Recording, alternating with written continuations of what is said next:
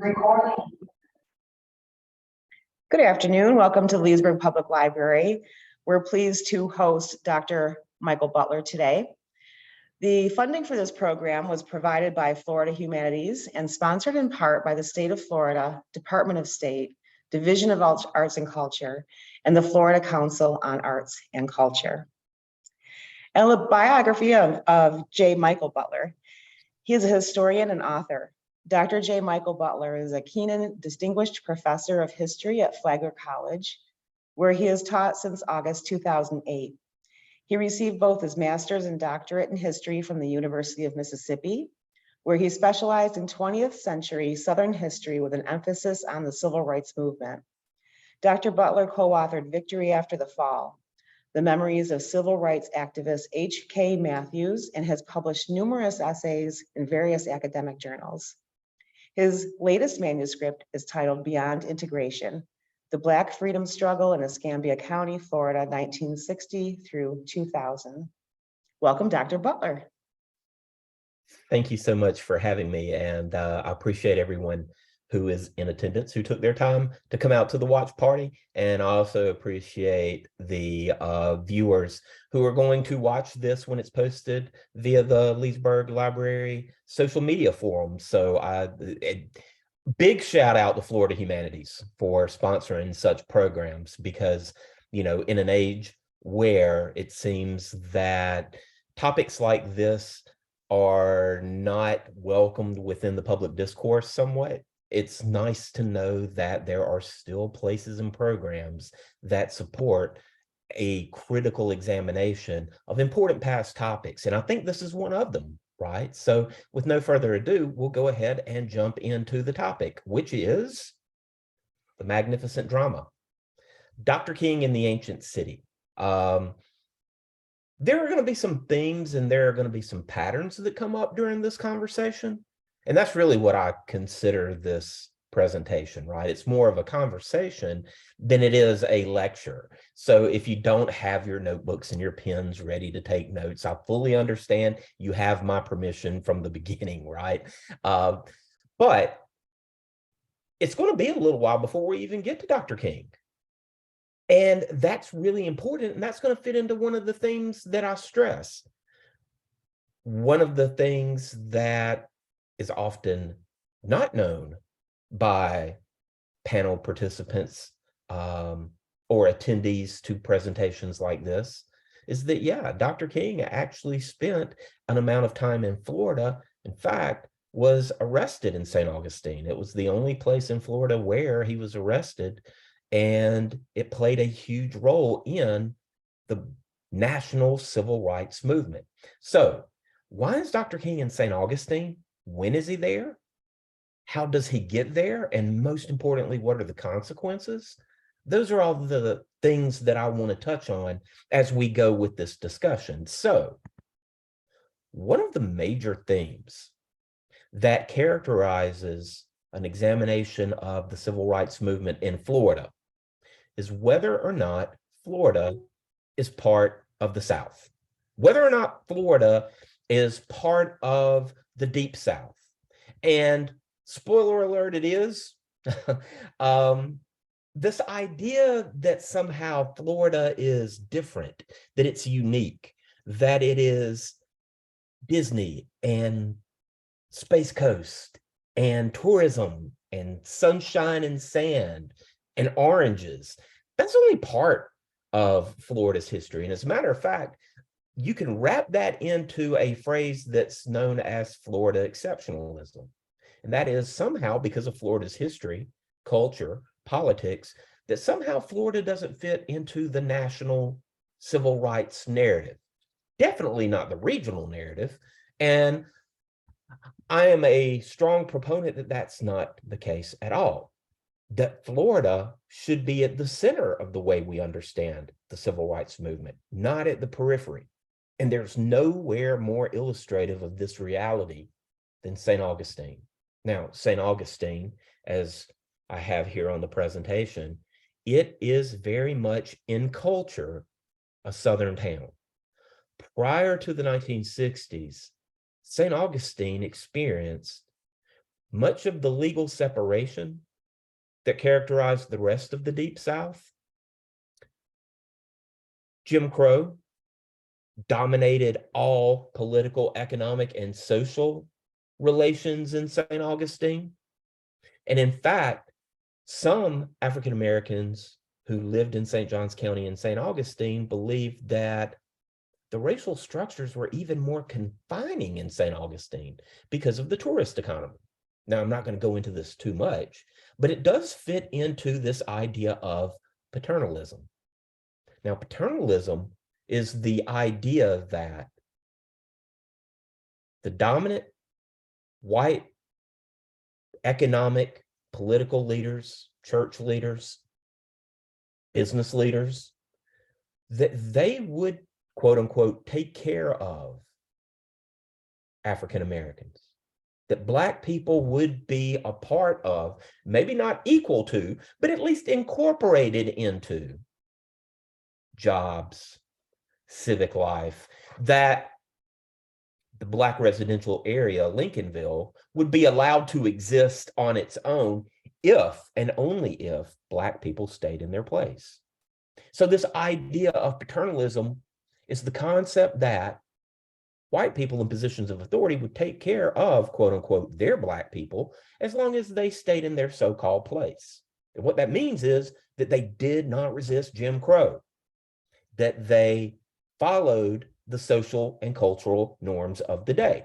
So that's really, and when you have tourism on top of that, being the great stake in communal development, it was really important that the facade of paternalism continued to exist without challenge. Well, that's where Dr. Robert Hayling comes in.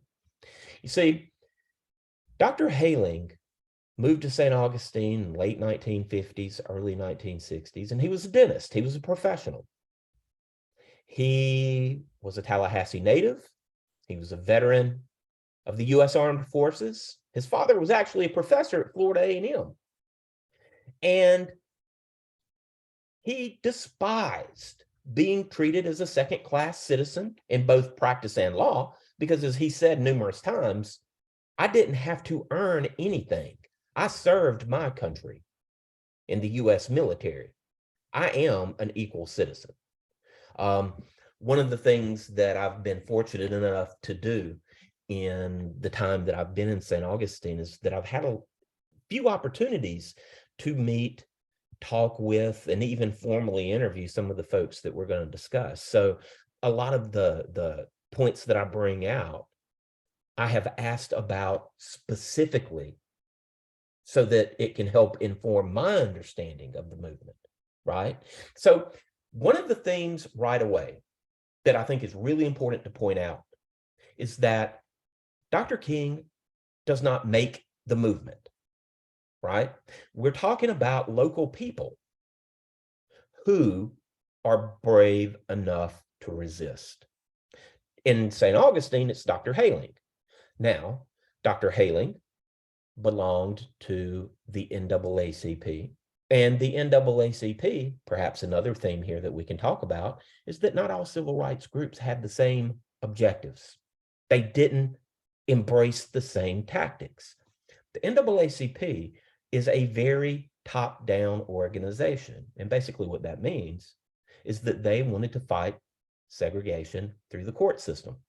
They are not about direct action protests, because the NAACP believed that if there's violence on the streets, then that's going to impact the legal reckoning that Jim Crow would have to be faced with. So different perspective, different organizational goal.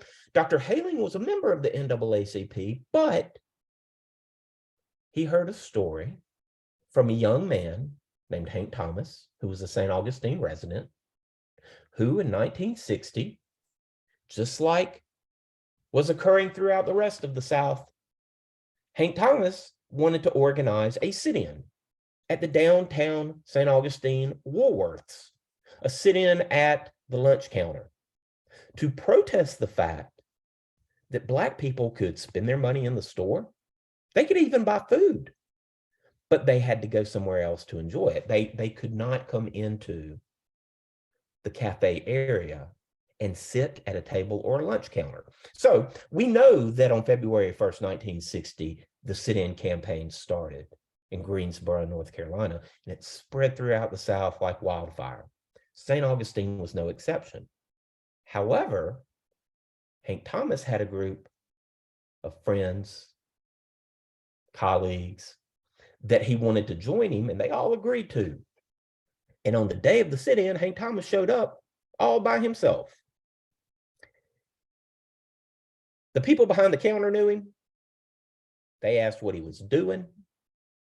He basically said he wasn't leaving. They called the police. The police wouldn't arrest him. They said, basically, Hank, your mama's going to be so upset. We're taking you home to her right now. That shows you the close-knit nature of a community like St. Augustine. And Hank Thomas became convinced that it's going to take an outsider. It's going to take someone else to spark true change in St. Augustine. Robert Hayling heard this story, and he decided that he needed to be the person that helped organize young people in St. Augustine. As a dentist, as an outsider, one of the things that he really was impressed with about St. Augustine was the passion of the young people to bring racial change.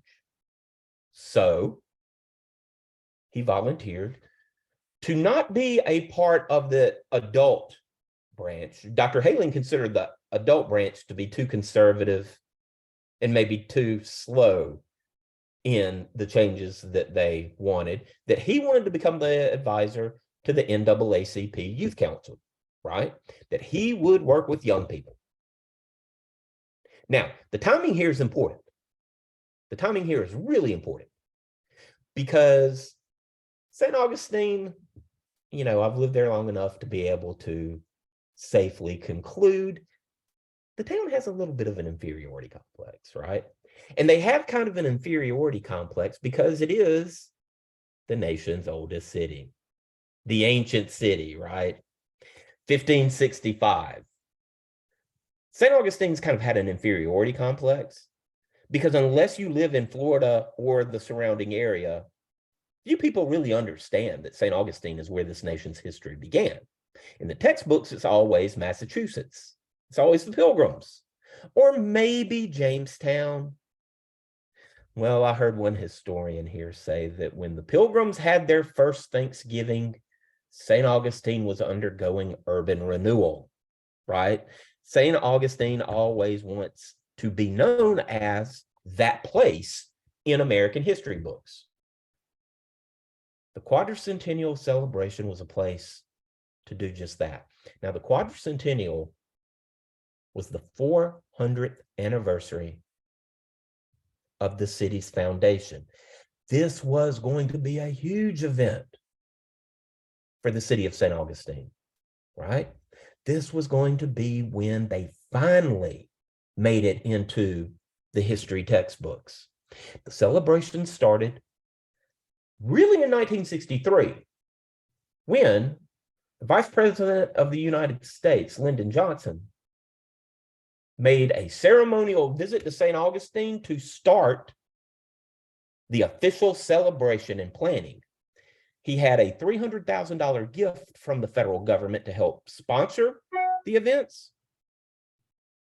And the NAACP believed, with Dr. Hayling as an important member of their leadership team, that this is where they had to demonstrate resistance, right? The way that the NAACP viewed it is that no Black people were on any of the planning committees, that it didn't seem right to accept federal money and segregate in the city that was being celebrated.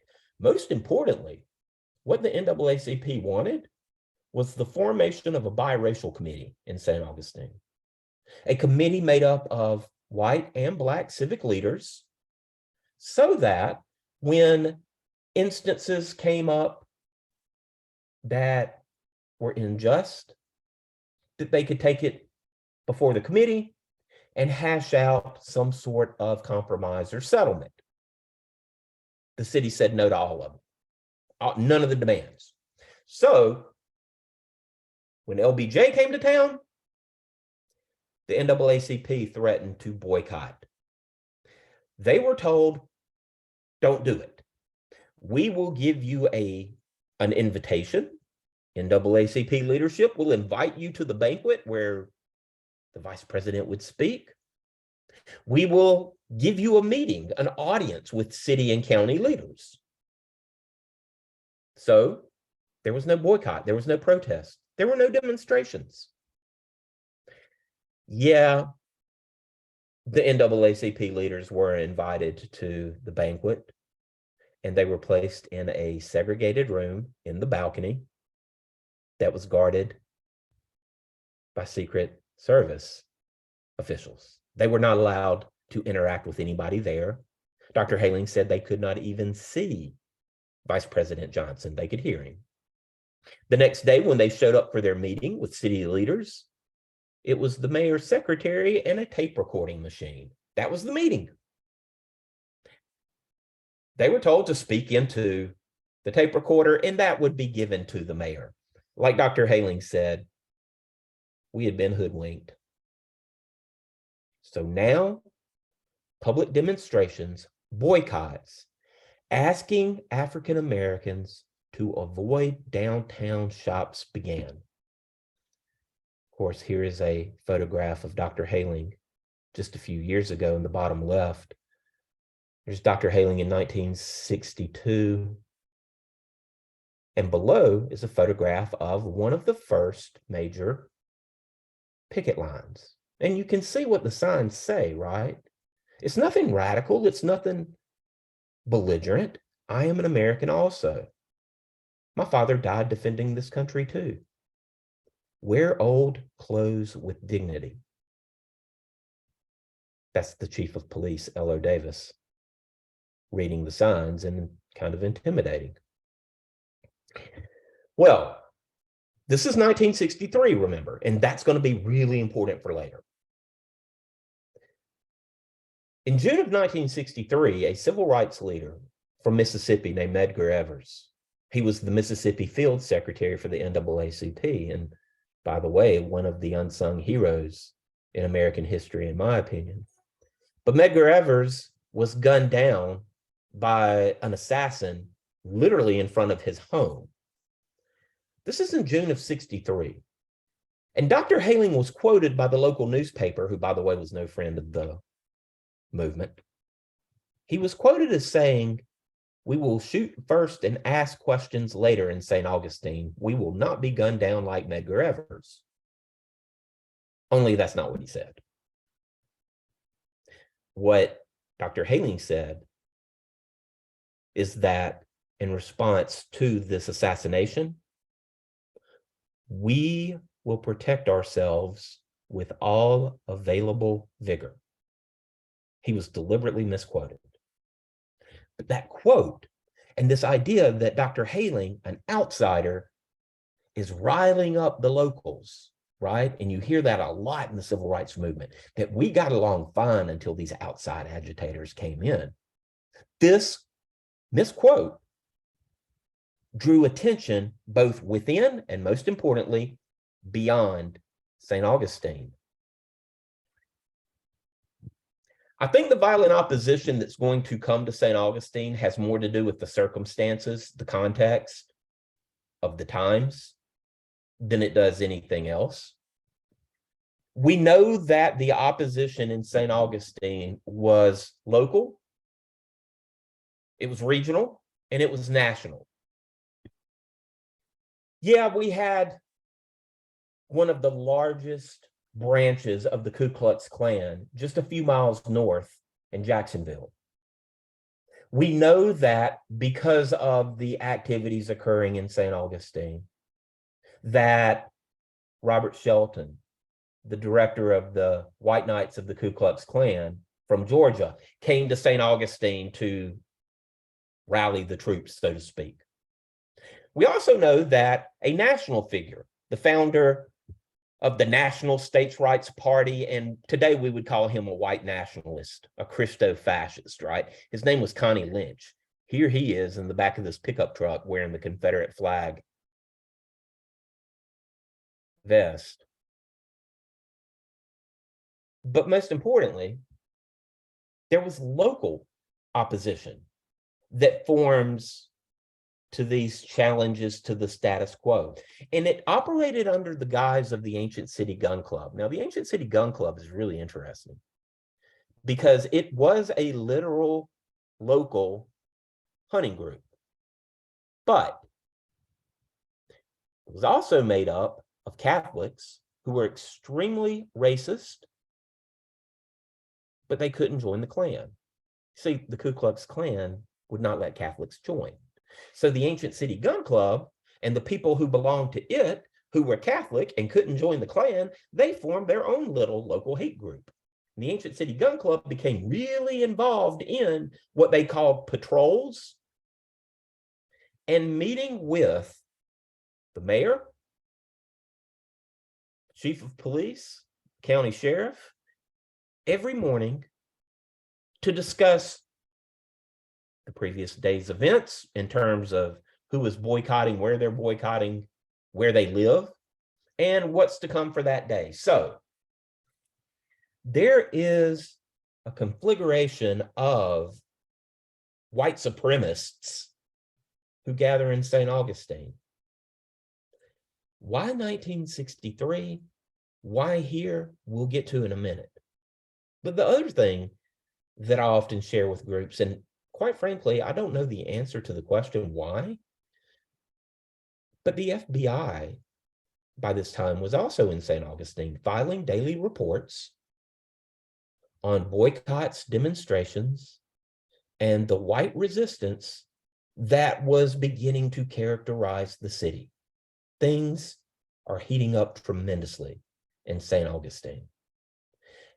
Public enemy number one was Dr. Hayling. He was seen as the reason for all of this quote unquote unrest. That leads us to September 28, 1963. September 28, 1963, the local Klan, the Ancient City Gun Club, all of these groups that I've discussed, they had kind of claimed the downtown plaza.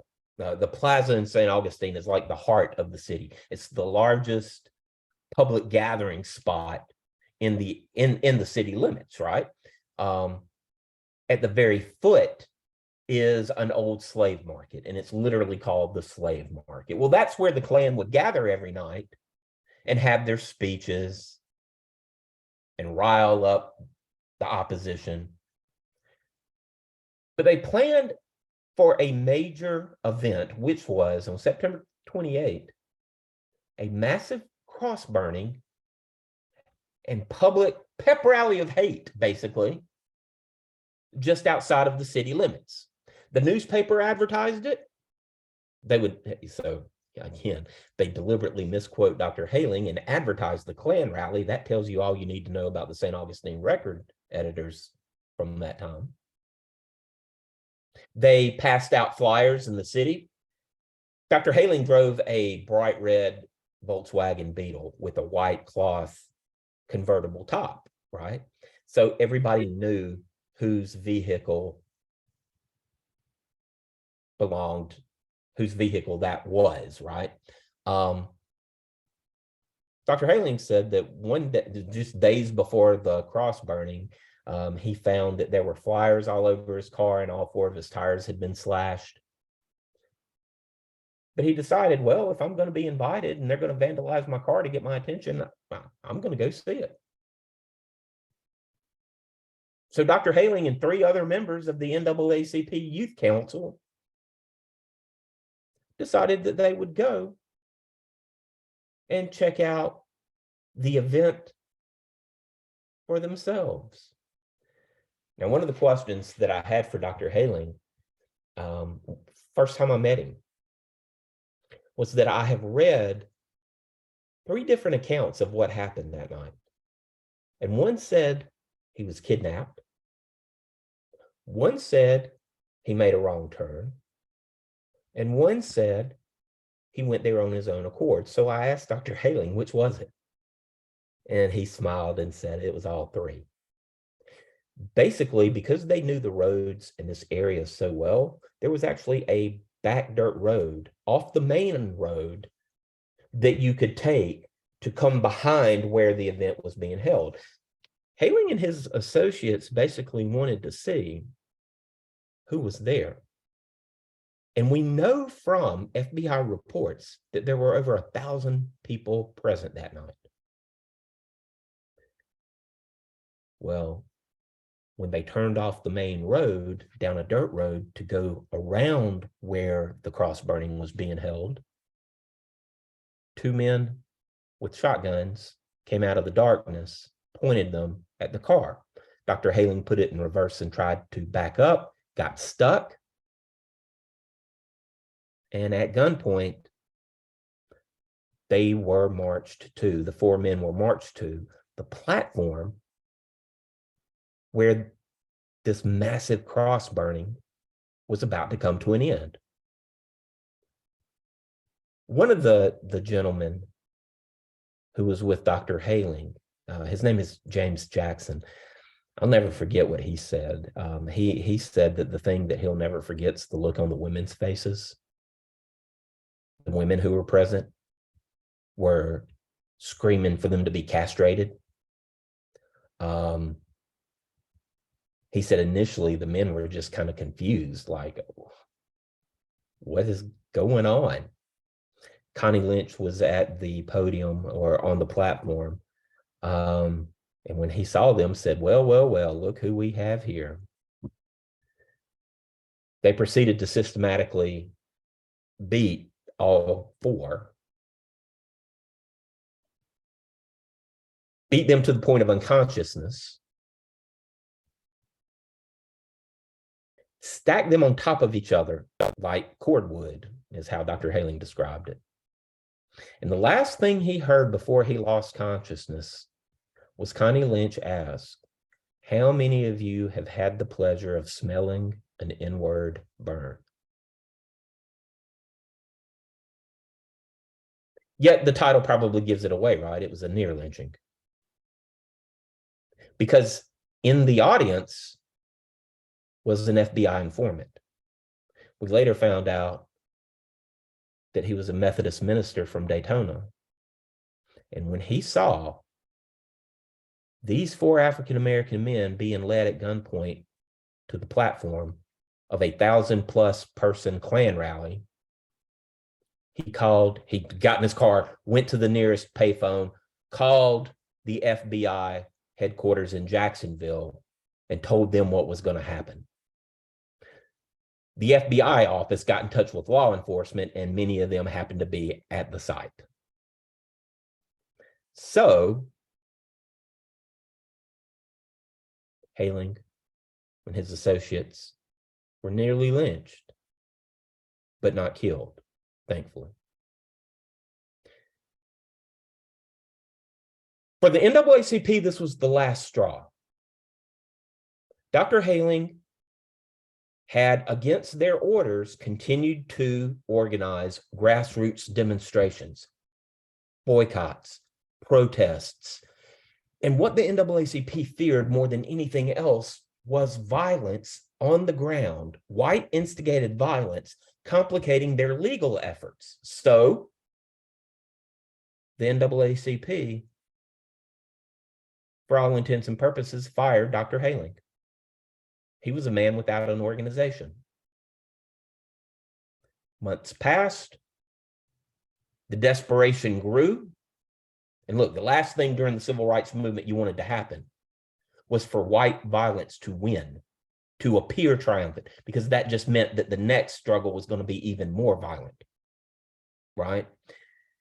In December, though, of 1963, the Southern Christian Leadership Conference, SCLC, the Southern Christian Leadership Conference had their annual meeting, their annual conference in Orlando.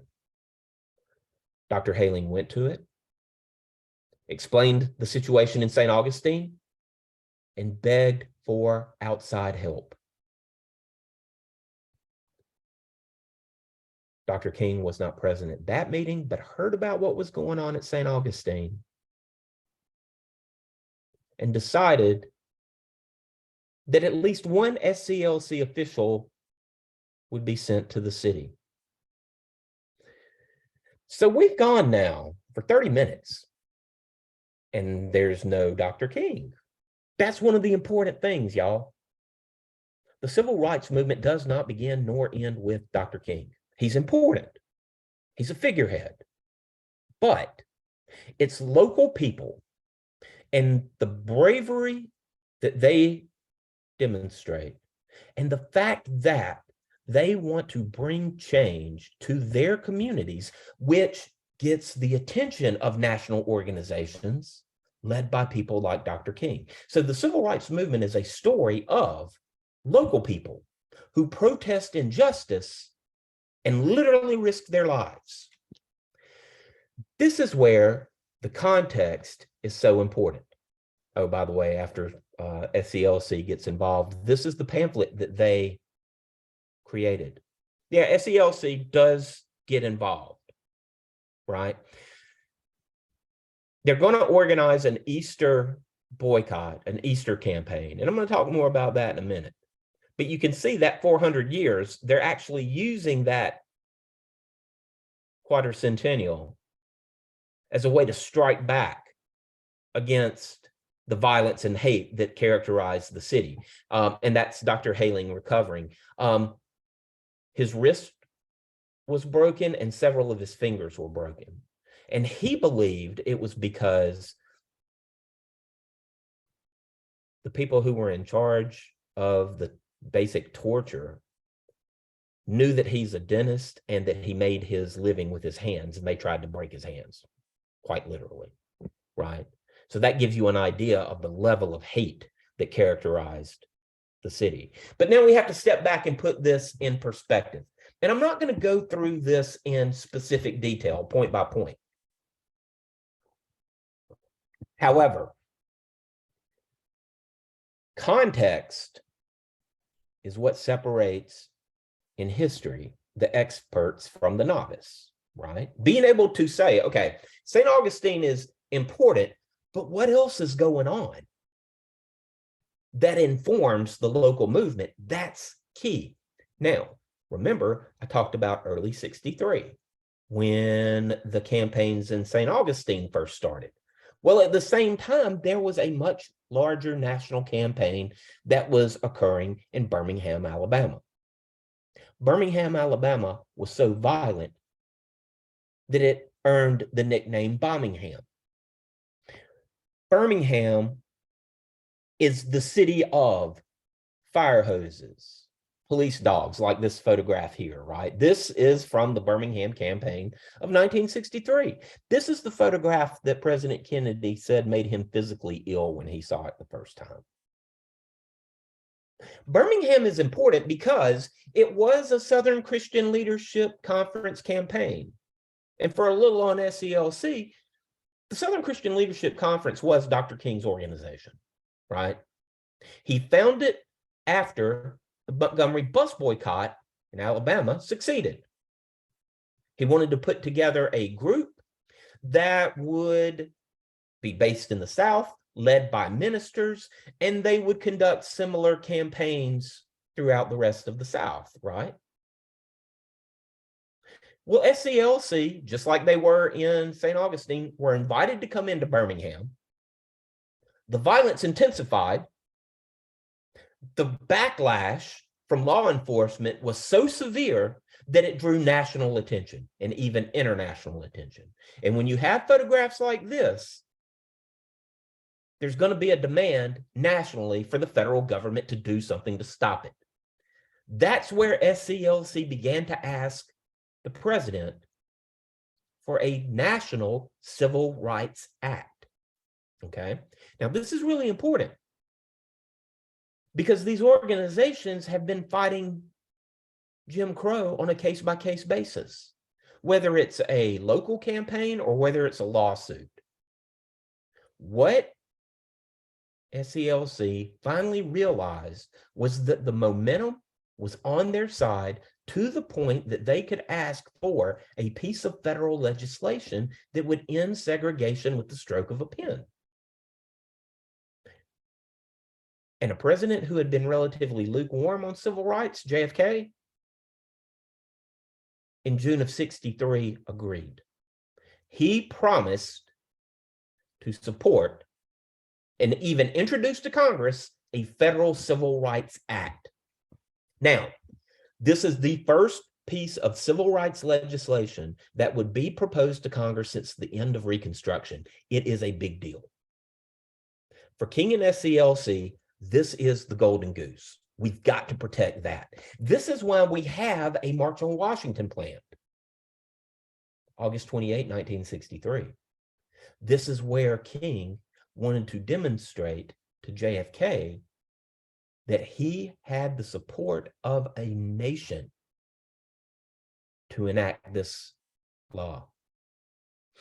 The March on Washington, of course, is where Dr. King gave his famous I Have a Dream speech. And the reason that he was able to give the final speech was because of the work he had done in Birmingham. All of this revolves around the Civil Rights Act, okay? Then in November, JFK is assassinated. What does that mean for the future of the Civil Rights Act? Now you have a white Southerner, Lyndon Johnson, who has seemed progressive, but is he really? One of the hardest things to convey to people when you teach history is that we know how the story ends. The people we're studying don't at this time. So you have this happening at the national level. Birmingham, Civil Rights Act, Medgar Evers' assassination, the March on Washington, JFK's assassination. You've got all of this going on while St. Augustine is becoming increasingly violent.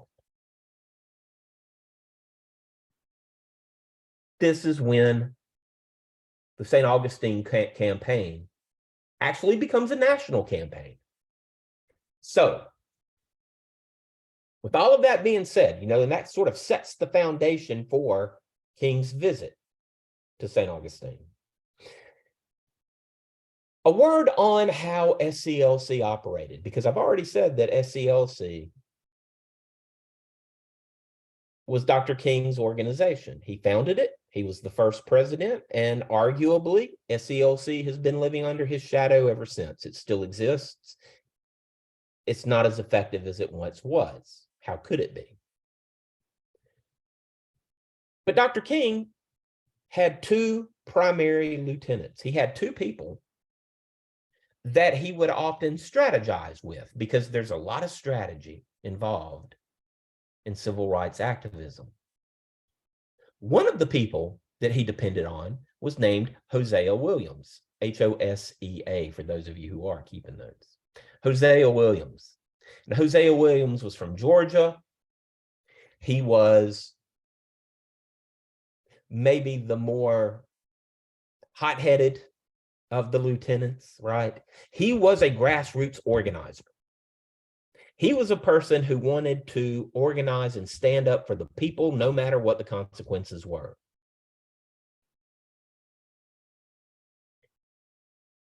He was the radical of SCLC.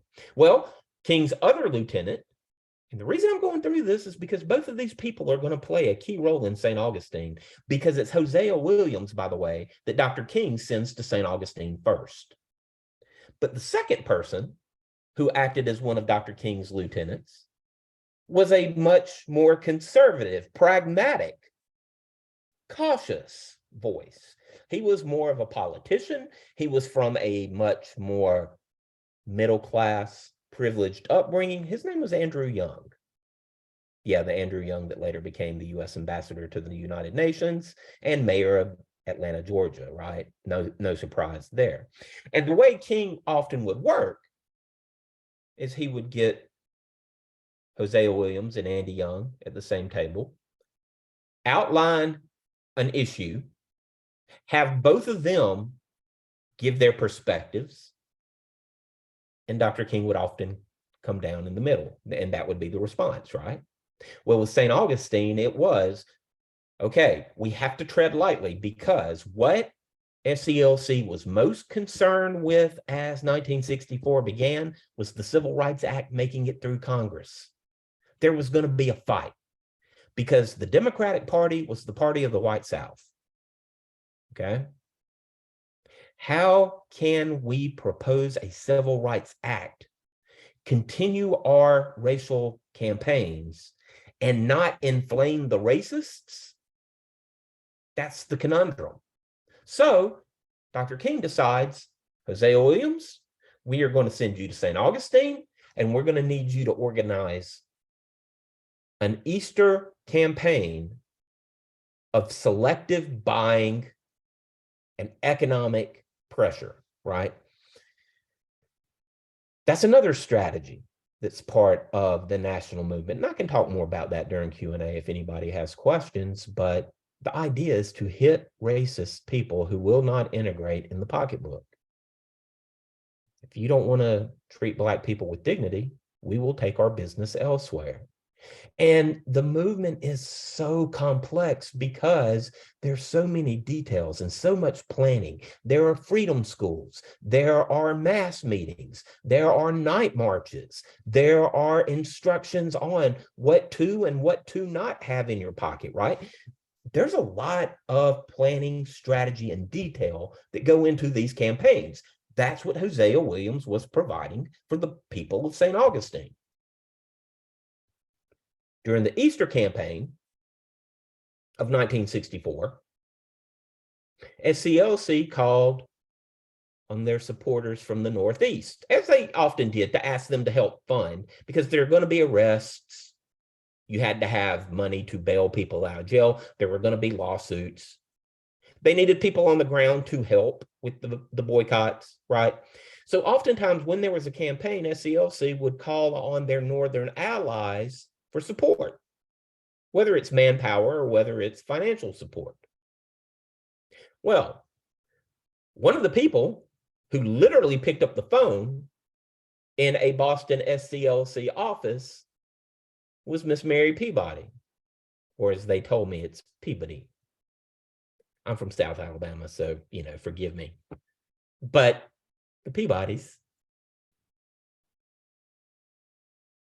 son was the governor of Massachusetts. His name was Endicott Peabody. Mary was supposed to tell her husband, who was actually a Presbyterian bishop, that his presence was requested in St. Augustine, but it was Mary instead who went.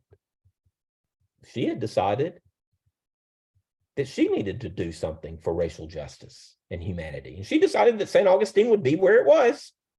So Mary Peabody and her friends, these two ladies, came to St. Augustine with the direct purpose of being arrested for sitting in. You can see Miss Peabody kind of smiling. That's L.O. Davis, the sheriff, reading the law to her, because Davis did not want to arrest her at first, knowing who she was, but she insisted, no, get your book and read to me the law that I'm violating. Of course, you can see Dr. Haling there. He's not amused. He's about had enough. Look, by this time, Dr. Haling's family had received death threats.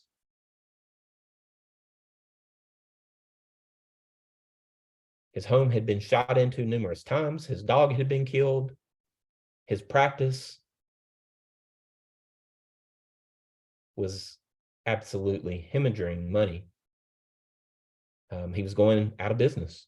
He sent his family, for their own safety, by this time out of St. Augustine, right? He pays a price for demanding the equal citizenship of him and his people. So if you see that he appears angry and frustrated, it's because he is. Well, Miss Peabody was arrested, and it made international news. So much for St. Augustine's campaign flying under the radar, right? Now, Dr. King is painted into a corner. He had no choice. He had to address this situation in St. Augustine. Because of it, the mother of the governor of Massachusetts had been arrested. This is what sparked Dr. King's first visit to St. Augustine. He only visited St. Augustine twice, and he spent a grand total of about 10 days here. But his main objective at the time was ensuring that nothing stopped the Civil Rights Act from making its way through Congress. When he spoke at St. Paul AME Church in St. Augustine the first time he came, he basically said that there was a, quote, magnificent drama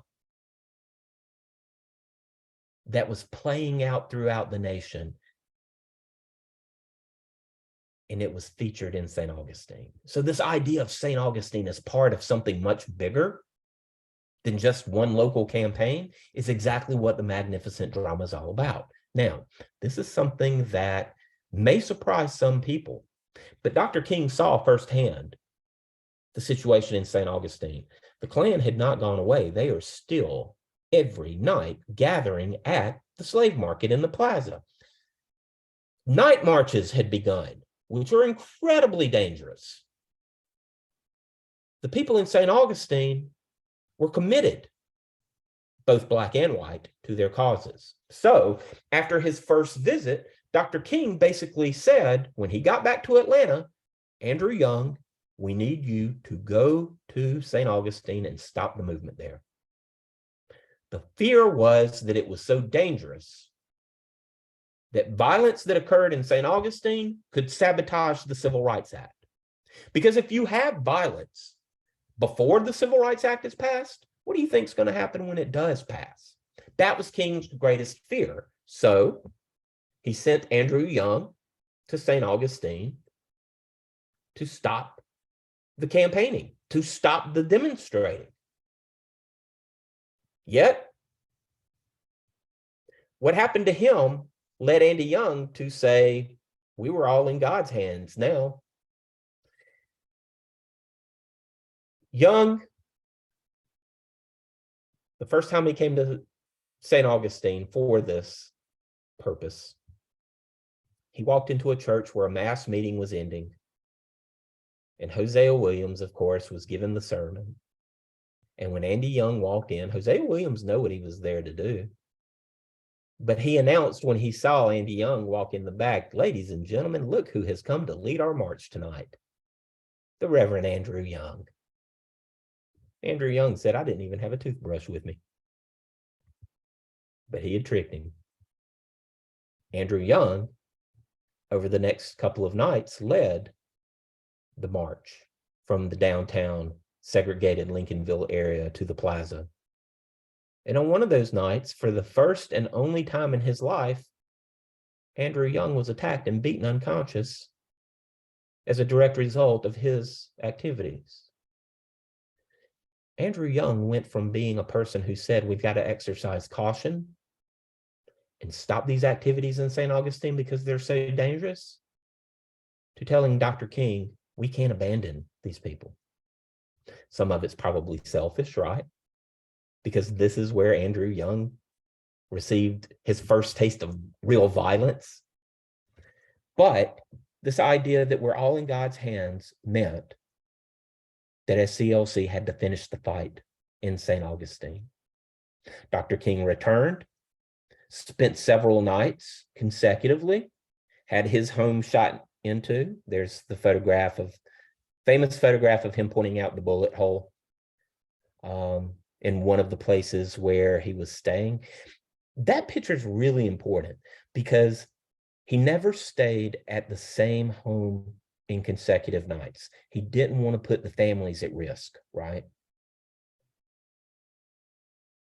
But somebody knew where he was staying the night that this drive-by happened. It reinforces to me that St. Augustine's a small town where everybody knew everybody.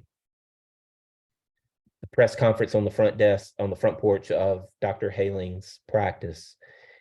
When Dr. King was arrested, the sheriff in St. Augustine knew that the only thing he feared was police dogs, and who could blame him after Birmingham?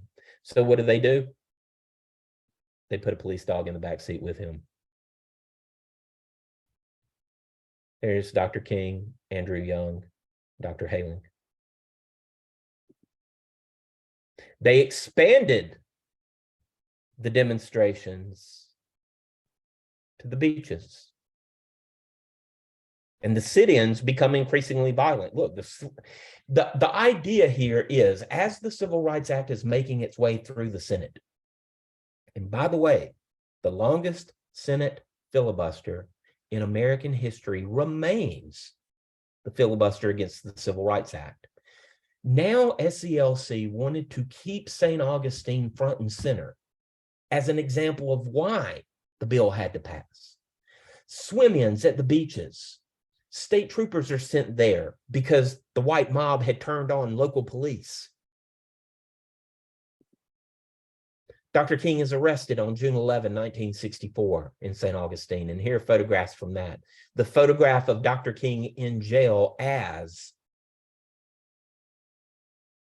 the Civil Rights Act is being filibustered, right? The last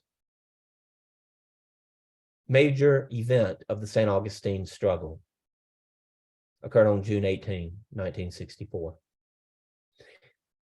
At a local motor lodge, a hotel. As a matter of fact, the owner was this man, James Brock. This is where Dr. King was arrested for sitting in. Jimmy Brock, his hotel, the Monson Motor Lodge, is where the police would meet every morning with the mayor and the leader of the Ancient City Gun Club to discuss the previous day's activities and what they had planned for that night. James Brock was also the president of the Florida Hotel Owners Association. So he represented segregated facilities for the entire state, basically. Well, on the morning of June 18, the SCLC youth chapter decided that they would integrate the swimming pool. And as those 4 African Americans jumped in the pool, James Brock grabbed a gallon of muriatic acid and began to pour it in the pool. This photograph of James Brock, a white hotel owner, pouring acid into the pool at African American swimmers. This photograph was on the front page of the Washington newspapers the morning that the Senate voted on the Civil Rights Act.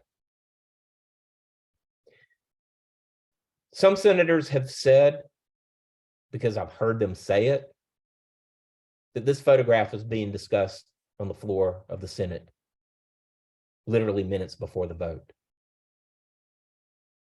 It demonstrates, right, that there is a local component to these struggles that inform national actions. So, on July 1st, the Civil Rights Act, well, July 1st is the last day that Dr. King is in St. Augustine, because it's July 2nd that the Civil Rights Act is signed into law, right?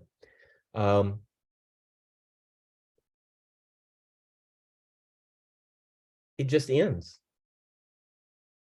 On July 1st, SCLC claims victory. The next day, the legislation, which, by the way, is one of the most consequential pieces of federal legislation ever signed into law. The Civil Rights Act protects the civil rights of all American citizens based on numerous reasons, right? It's not just about integrating lunch counters. It's much, much more than that. It even extended into hiring. But would you be shocked if I told you that the Southern Christian Leadership Conference viewed St. Augustine as a failure? That they didn't look at this campaign as a success. Toward the end of his life, Dr. King liked to reflect on many of the things that he had been a part of that were bigger than him. You know, he commented on Montgomery, commented on Atlanta, Birmingham, Selma, Chicago. He never mentioned St. Augustine. You know, when we think of the master narrative of the civil rights movement, and of course the master narrative is really Brown to Memphis, right? St. Augustine's not a part of it. And I asked Andy Young, why was St. Augustine rarely mentioned by Dr. King after the organization left? And Andy Young kind of half jokingly, half seriously said, because we wanted to forget about it. And the reason that they wanted to forget about it is because the Southern Christian Leadership Conference never entered a community without some sort of exit strategy, without some sort of compromise, without a biracial committee, without something that could allow the community to go back to living together. Well, what we see in St. Augustine is that the act just passed, and that was it. There was no local compromise. The exit strategy occurred at the national level. It's really fascinating. The only thing that Dr. King ever really said about St. Augustine was that some communities had to bear the cross for others, and St. Augustine was one of those places. Some communities had to bear the cross for all others, and St. Augustine was one of those places. Now, Dr. King, he's in St. Augustine when he receives word that the Civil Rights Act passed. That's him giving the victory sign. He wins the Nobel Peace Prize as a result of many of these activities and efforts. But maybe it'll help you understand why SCLC viewed St. Augustine as a defeat. If not a defeat, then definitely not a victory. When you understand that St. Augustine was the only campaign that SCLC ever led where the organization spent more money on medical treatment than they did legal fees. That's how bad things were in St. Augustine. So, you know, sort of a recap. Why is this important? What do we learn? Number one, the movement's bigger than any one man. Yeah, Dr. King kind of got you in here, right? Whether you attended or whether you're listening, viewing online, Dr. King is the internationally recognized figure. But it's people like Robert Haling. It's communities like Lincolnville and St. Augustine that really spark a movement. Two, we see that local events both respond to national trends and also inspire laws. St. Augustine, the movement here is organized in the way that it is because of what's going on in the rest of the South. But what happened in St. Augustine also had national consequences because it informed the vote on the Civil Rights Act. Finally, we learn a lot about the civil rights movement by examining St. Augustine because it really poses an important question. And that's what happens to communities when they have to live together in the aftermath of these divisive episodes. There's a lot that happens in St. Augustine after 64. Dr. Haling has moved. He doesn't come back to St. Augustine for 40 years. Andrew Young doesn't come back to St. Augustine for almost 50 years. How does the city remember this campaign? How do they commemorate it? What does it mean to the people who lived through it? It is a complicated legacy, and it demonstrates the complexities of our national struggle for racial equality. And with that in mind, if there are any questions, I can take them here. Is that okay, Ms. Bussinger? Thank you so much, Dr. Butler. I'm going to end the recording now. Thank you Okay. very much, and we will do Q&A right after. Thank you.